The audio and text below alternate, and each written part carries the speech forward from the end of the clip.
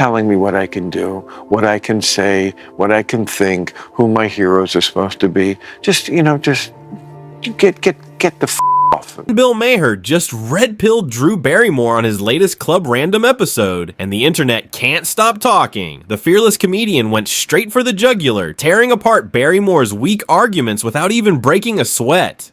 Unsurprisingly, the woke crowd lost their minds, but Maher didn't care. His mission was simple: deliver raw, unfiltered truth in scorching doses, leaving no room for fluff. So, if you haven't yet, hit that subscribe button. Things are about to get even hotter. A very discerning man.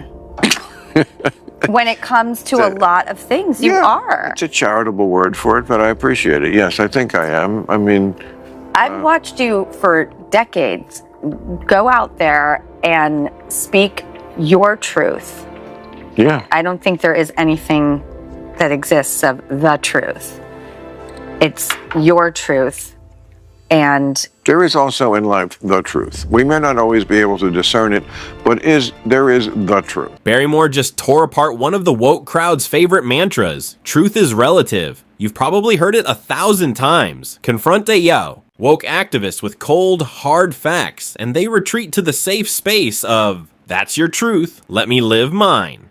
Sounds poetic, but it's really intellectual laziness wrapped in self-importance. Here's the reality. Facts exist independently of feelings. Gravity doesn't stop working just because you're upset when you trip. Opinions, on the other hand, can either match facts or be built entirely on emotions and wishful thinking. When opinions are grounded in facts, they matter. When they're based purely on vibes, they crumble under scrutiny. That's the problem with Barrymore's argument. It's not empowerment, it's escapism. And Maher wasn't about to let her off the hook. Very hard to be the one on either side to ever proclaim you know what it is. That is a dangerous thing to do. We always need to hear, because we don't know. We're not God. no, Right. no. But it does exist, the truth. Not everything is just your truth. I mean, your truth has become sort of like code word for just whatever I feel like believing. Well, that's not really the same thing as your truth. You feel this way. Yeah. Feeling is not enough for me. Look. And Bill fires yet another arrow straight through the fragile heart of the woke mob. Their entire playbook relies on feelings, not facts. Instead of owning it, they scramble for cherry-picked, fringe evidence that barely holds up, desperately trying to prop up arguments that collapse under the slightest pressure. Feelings are fleeting. One day you're certain, the next day you're not. You can't build anything solid, lasting, or rational on a foundation that shifts with the wind. Yet somehow the woke crowd wants to take these unstable emotions and use them to justify irreversible decisions, like transitioning children. Think about it. Kids who haven't even figured out their favorite color are being told their passing feelings define them forever. It's reckless, it's dangerous, and Maher cuts right through the nonsense. Truth doesn't bend to feelings. No amount of woke spin will ever change that. It is such a taboo subject, the truth. It is. Oh, and it gets you hated. Oh, as soon as I said it, I was like, the truth, that there is no truth. I'm like, that doesn't work. You can't say things like that. Here's where it gets good. Drew Barrymore is visibly flustered. You can almost see the gears in her head grinding to a stop.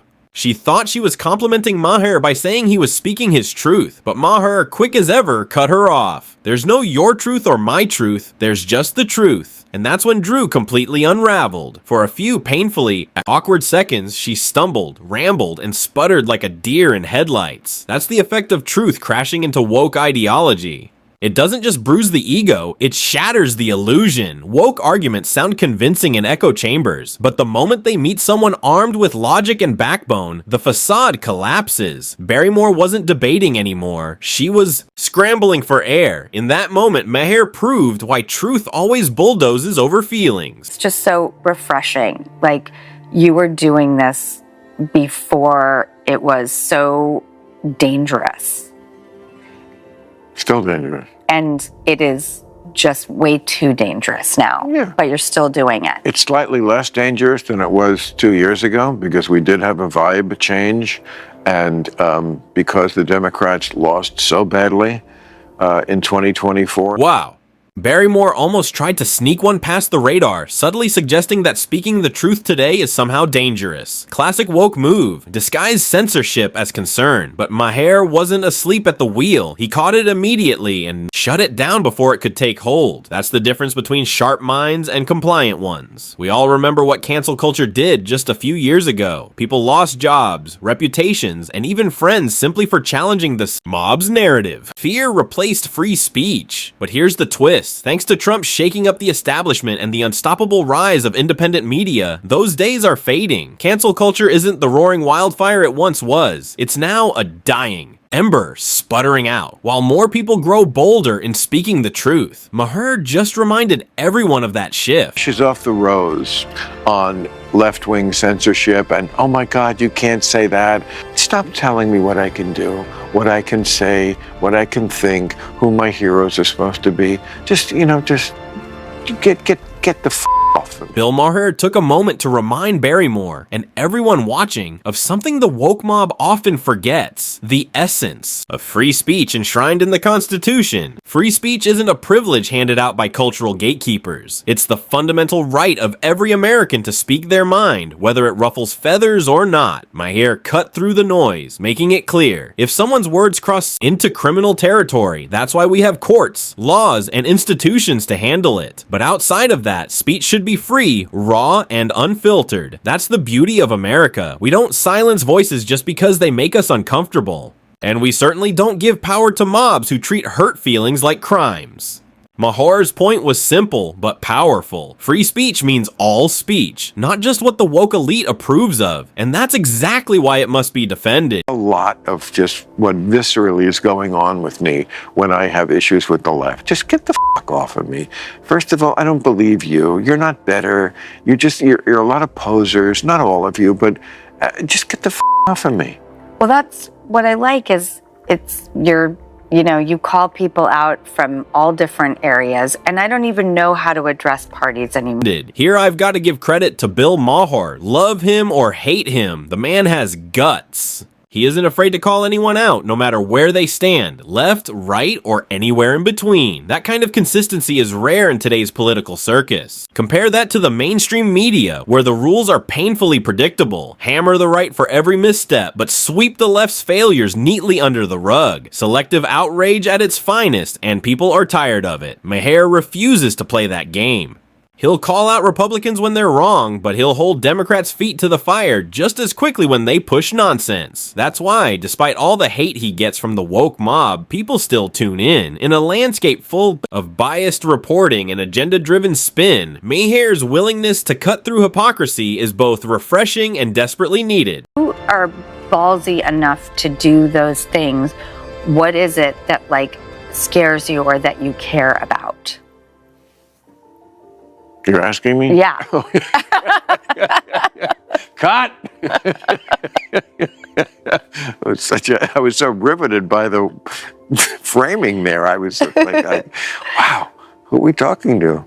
What was the question? What am I? If you're ballsy enough to be brave enough to say your truths or speak to what you believe is the truth, yes. What scares you and what do you care about? Oh, what scares me is a little bit me, that, at any moment you can say something that really in private conversation wouldn't upset anybody. Yes. But the snitches and bitches will be able to use it to attack and end you, which they did once on Politically Incorrect. And that right there is classic left-wing hypocrisy. Behind closed doors, they say whatever they want. They joke, laugh, and share the same unfiltered thoughts most of us have. But the moment someone dares to voice those thoughts publicly, it's outrage theater. They rally against the speaker, clutch their pearls, and try to cancel the person completely. It's never about what's being said, it's about control. They want to decide who can speak, when, and how it should be framed. If the wrong person speaks up, the mob descends. That's why cancel culture has always been a scam. It's not about morality, it's about power.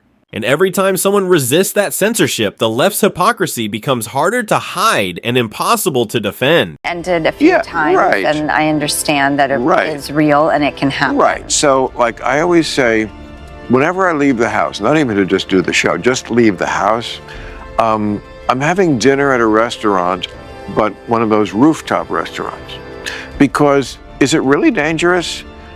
Not very, but you could fall off the roof.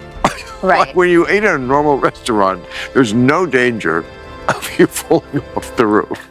When you eat at a rooftop restaurant, there's very little, but it is possible you could fall off the roof. The Democrats turned the country into a nation walking on eggshells. For years, they trained people to second guess every word, every joke, every social media post, terrified that one slip could ruin careers or reputations.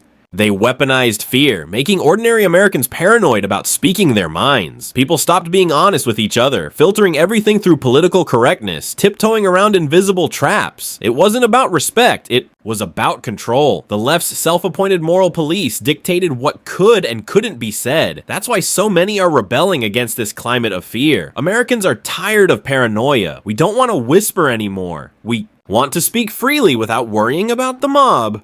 Bill Maher's exchange with Drew Barrymore wasn't just a celebrity spat, it was a wake-up call. For too long, the left thrived on censorship, double standards, and fear that kept Americans quiet. But those days are fading. Independent voices are rising. Cancel culture is gasping for air. More people are refusing to bow to woke orthodoxy. Maher, whether you agree with him or not, proves that truth still matters. Spoken boldly, it cuts through the noise like a knife.